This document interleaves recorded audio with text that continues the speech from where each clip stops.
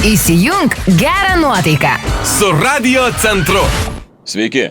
Likus vienai dienai iki rungtynių Lietuvos Rytas Lemano Sarte, su Renaldu Seibučiu sudariau dylą. Paklausykit. Yra toks vienas dalykėlis, supranti, kadangi jau atvykstu, norėčiau šūktelt tau vieną frazę. Na, kokią? Nu, tai žinai, aš atitraukiu, gerai? Seibutį pavaryk! Aš šauksiu, ne? Bet man, mielasis, reikėtų kažkokio, nežinau, ženklo, kad tu išgirdai.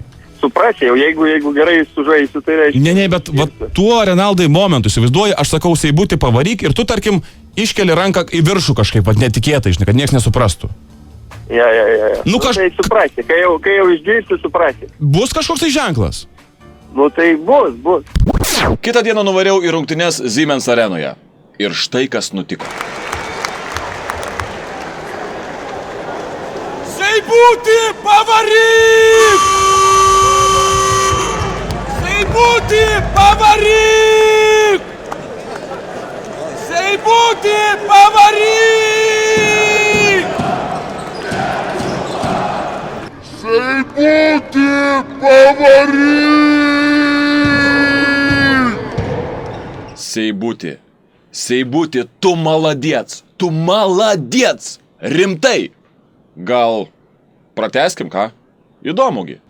Radio Centras. Linki jums geros nuotaikos.